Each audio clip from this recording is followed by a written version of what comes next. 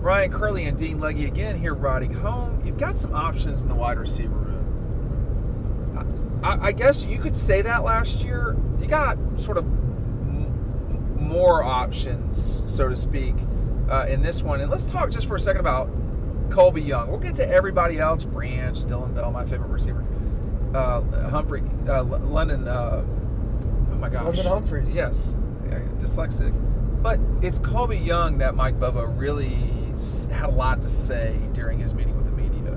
Yeah, he said that he sets the standard in the wide receiver room, that he's the leader in that room, and he sets the standard. He was asked about him, so I want to make sure that we're kind of like, if Mike were asked about someone else, it'd be... Maybe he would say something correct. Yeah. So let me be transparent on that front. But he did say he set the standard. But he also said he didn't say he is a leader, he said he is the leader. The leader, yep. Which I thought was interesting, right? He's not the longest tenured guy in Athens. It's Dylan Bell is that in terms of the wide receivers. Colby Young's had off-field issues, right? So you would wonder if there is kind of a leadership disconnect with the coaching staff and maybe a concern about how that's going to be. But there seems to be no concern about that. Colby Young played 5 games, I believe, last season before his suspension. They only got a little taste of him. Now, he wasn't a heavy part of their offense, but he was a part of it, and now he's expected to be an even bigger part of it in 2025. Just not even talking about the football aspect of it, but they have just a ton more receivers. I think that they feel comfortable playing this season compared to last season, especially when you enter the year, you're losing Ra Thomas before the season starts, a projected starter, and then another guy that's in that starting rotation. You lose him 5 games into it, that wide receiver room takes a hit. But I thought that boiling it down to calling him the leader of the room and saying that he sets the standard, I thought that was really interesting. I think he's an X factor for Georgia this year because he's essentially a new addition that's been around.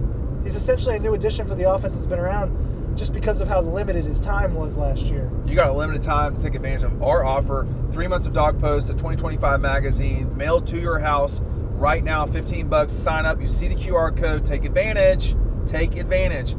Screenshot. Press and hold QR code. It will take you there. If you're on your television, which many of you are, just shoot it with your phone. It will send you there. $15, 3 months, and you get the magazine for free. I want to say this about Colby Young, okay? He was only there. So a lot of discussion today from Bobo was about, this guy values every snap, all these reps. He was a little bit banged up in the spring, but he went through all 15 practices. Is my memory serving correct? Is that what Mike said today? Yeah. Okay. My memory serving correct here too. Georgia played, I think it was 5 games with Colby Young. Might have been 4 when he was with the team and not. I think the Auburn game was his last game, which was the 5th game. Okay. Yeah. But they had 2 sort of huge games in that time. That was Clemson and Alabama. Alabama game, who is Carson throwing to? He's throwing to Colby Young. Ball was a little bit early. I would say that ball was probably more on Carson than it was on Colby Young. But they were throwing to Colby Young to win the game against Alabama on the road.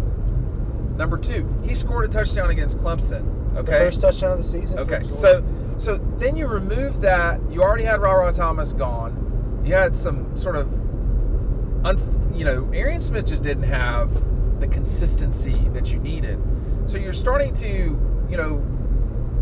it just, nothing worked last year. In many ways, the way that the offense was sort of smooth in 23, it was not in 24. So it's up to Mike and so forth to get it right and make it smooth. And Colby Young will help with that. When things get tough, you got to have answers. I think they actually do have answers at wide receiver this year. What I thought Georgia was coming into the season with last year, you started losing that from before the games even started. This season, they do have a lot. The way that they tried to score last year offensively with a bunch of passing, that was definitely not surprising. What was surprising was you ran out of receivers after a while. That should not happen this year. This is a good group. When Dylan Bell's like your 3. Yeah, but he could very easily be the leading receiver for this team. Yeah, that's what I'm saying. Dylan Bell is a freak, man. But they got to get him back to being a freak. That's my thing.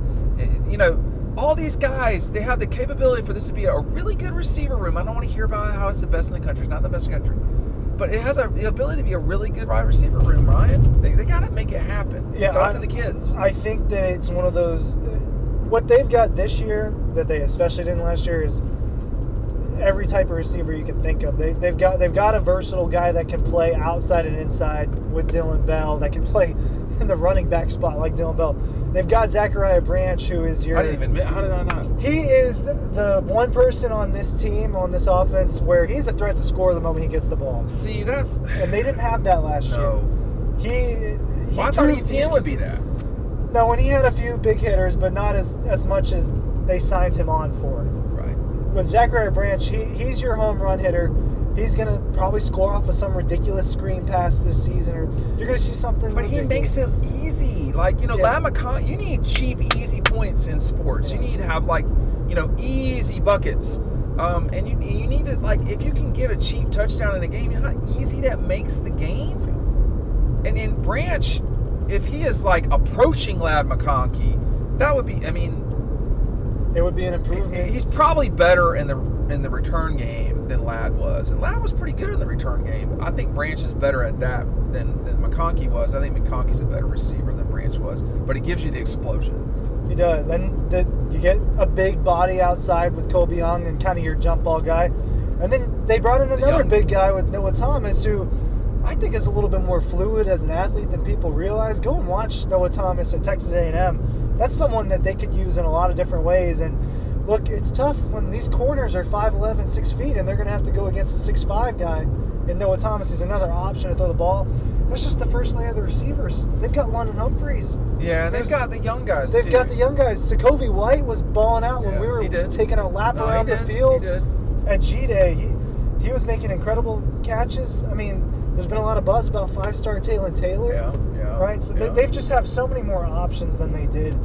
And they've got to figure out the best way to use them all. And they've got to figure out who their go-to guys are. They didn't have that last year. They didn't have who am I going to? It is third down. Who is going to win on this down? They didn't have a winner on third down. It'll be interesting to see if they have maybe more than one of those this season. Well, look, you're going to look like a winner in our Riding Home t-shirt. I'm going to let Ryan show it as I talk. I want to say this, too. Real winners wear Red Zone exclusives. That's true. That's very true. Support Red Zone. That supports us. What were we going to say? Look at these receivers a season ago with Carson. They were doing it without a legitimate running game. And so the pieces to the puzzle are there. Kirby talks about how he looks forward to the most putting the puzzle together and the challenge of that. He's got a lot of corner pieces already there, man. He's lining up the sides. So can you I wouldn't worry so much about the jigsaw part. That will sort of fall into place after you've got your corners and your sides going. You can go from there. Man, it just seemed like they had weird parts all over the puzzle last year. It just never worked. And gosh, man, they were half the time they were. You mentioned Humphreys a minute ago. He missed games. He missed some games. There's way too many guys last year got hurt. It felt like they never really knew exactly how to use Dominic Lovett. That's kind of how I always felt. I always felt like there was stuff being left on the table with Lovett. Even when Humphreys was healthy, they didn't really go to him that much. But when they did go to him, it usually worked out. So I think it'll be interesting to see if the primary four really does end up being Noah Thomas, Zachariah Branch, Dylan Bell, and Kobe Young, or if they mix and match it a little bit more than that. But I just think that their Gunner's options are better than Carson's options. I agree with that. And, that's the part that was hard to see coming into last year when you thought these guys were going to throw it a lot. And they did, but they threw it out of weakness in a way. A run game settles a lot of these issues and lets Georgia and allows Georgia the capability to do some things that they just were not able to do last year. And mainly being consistent and staying in front of the sticks. And there's nothing wrong with 2nd and 10. There's something wrong with 2nd and 10 a lot of the game. And you've got, or 2nd and 9, you've got to be in 2nd and 6 to where you can still take shots, and it's okay if it's 3rd and 6, right? Or you scored a touchdown. That wasn't there last year. And if Colby Young is valuing every snap, a lot of these guys, Colby Young, Branch, Thomas, this should be their last year of college, right? Right? Yeah. So it's the money. Branch, Branch could end up playing 2 years. He could, but my global point is the money's on the table. Yeah. It's go time now. And they need those guys to really be productive. And I don't think you got to have a 1,000-yard receiver. I think you got to have more production when it matters from the receivers. Not like, oh God, we're down 25 to Alabama in the second quarter. We got to throw it. We can't even bother to run it. You need functional receiving and playmaking from the receivers. And you need to watch this on our next video. Thanks for watching.